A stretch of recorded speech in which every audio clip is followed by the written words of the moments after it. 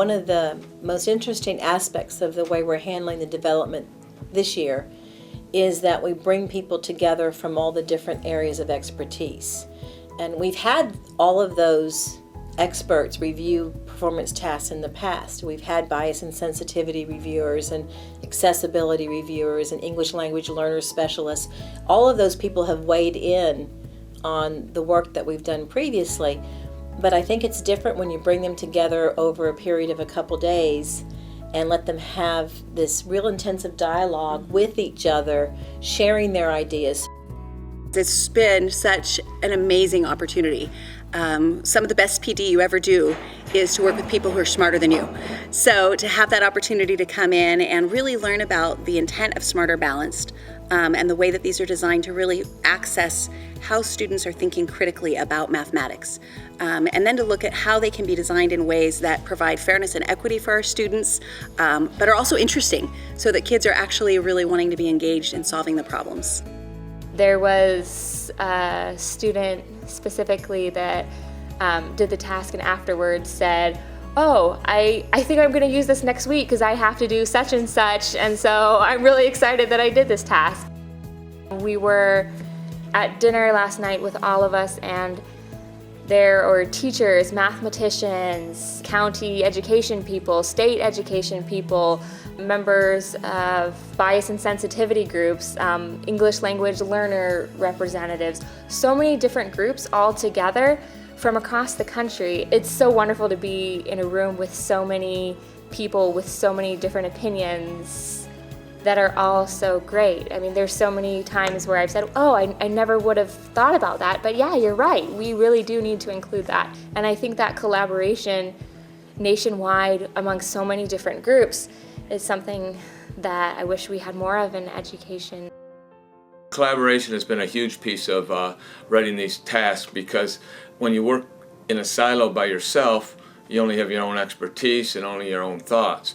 And so working with other people and then writing and rewriting the problems has other perspectives to expertise that I have in different kind of areas, and writing in different mathematics and different ideas on what students should be able to do and not do. And so it's really exciting to collaborate from people, and it's what's so neat about it is we're collaborating with math experts all over the United States. That doesn't happen very much for a classroom teacher. I don't invent the scenarios for the problems. The teachers are creative and do that. Basically, I consider myself a troublemaker. I read what they've written and then I say, are you sure about this? Are you sure about this? And then I let them go home and fix it. I love to meet actual teachers, and I think it's tremendously important to understand who teachers are and what they're like, and it's nice to know them. A lot of them are really wonderful people. In working with the people in this project, there really are real teachers, real educators, professors from mathematics education and mathematics from around the country who are working on this and bringing all those different perspectives. It's not some ivory tower group meeting in a closed room by themselves coming up with this content and these tasks. These are real people. This is a nice substitute for that. We have this consortium dream team, if you want to think of it that way, that's really considering the students, absolutely considering the students when we write these performance tasks and revise them. It's good students are having a voice in the assessments that are being given to them. It is very rare that their input, that their thoughts are being considered, and I think that it's very refreshing to see the considerations that we're making are based on the students, because they're the ones who are going to be impacted most directly by these assessments. This morning, one of the conversations that we were having about a particular item and looking at the student responses was really trying to understand where the misconception was occurring. There was an answer that several students had that wasn't quite right, but we were struggling in trying to understand how so many of them were formulating it. It was just an interesting process to really try to think from a student's perspective how they were approaching it, knowing that they weren't getting the right answer, but also trying to understand why so many of them had that answer.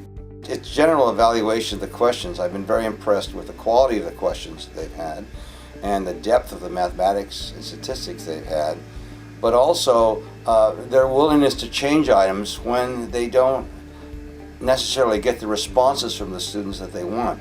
And so it's been a very nice collaborative effort where I've learned about item writing from them and I've helped them improve the items. So it's been very nice. It's really helpful that we have done these micro-pilots so that we have student responses and can anticipate ways that students are either being challenged by the way the question was worded, or we can also anticipate ways in which students might respond that show that they understand part of the problem but not all of it, and so we can design scoring that gives credit for the thinking that they've done. Well, funny things have been what students have been writing, and sometimes you don't think like a fourth grader. I've been working with the fourth grade team, so it's been interesting when they wrote when things were confusing, or it was interesting that a lot of them wrote down that the problems have been gray or they're too hard. So I think that's been kind of helpful to see it from a student perspective, because we as adults don't always think like a fourth grader. There's an awful lot to know about how middle school kids think. And yeah, a lot of thought has to go into actually designing questions that steer students in the right directions. And in fact, you know, it's been fun to participate with the other people, because I realize, you know, it isn't just about the math. It's the math and also how students just naturally think about the math, and then how you steer them on the right direction. I think probably the most consistent one is the wordiness and how we ask questions. I think a lot of times as writers, we're asking it from our vantage point, from the teacher vantage point. And I think they really let you know, like, I have no idea what you're asking me to do. And so then it's not really about whether they can do the math or not. It's about whether they can comprehend what you're actually asking from them. A lot of people think SBAC is just assessment. It's not. To me, I see it as a tool to help us make the shift in teaching as well as in learning. In order for my students to be successful on an assessment like that, what do I need to do? What kind of shift do I need to make in terms of the teaching? And what kind of mindset students need to make in terms of the learning? Just for me, from the instructor piece, I'm thinking about how I communicate with students. So we're always talking about how we make them communicate with us. How do we communicate so that we're getting across what we want them to learn? That's been a real learning experience for me, is I have to put my own biases and my own what I think is best aside and look at the bigger picture of writing these problems for half the students in the nation. And you know, that's not easy, and I think as we've gone through the process, I've gotten better at that. It's helped me understand how to write clear problems, especially at the elementary level. You want to make sure that it's clear and students understand it and they're not confused by the items, so that way they can show you their understanding with the mathematics. I would like to think, what is the goal? Why? Why do we need to spend the time on it? So the PT is really for us to see the transfer. And the transfer tells us if the students really understand it. If you understand something, you are able to transfer to a real life situations. So if we are trying to create an assessment that can shift our teaching, that assessment needs to be high quality. The whole process has been, you know, the ideal process. I would say if I were to sit down and say, if you had all the time in the world, what would you do? I think we've done it. I think this is what we're working on.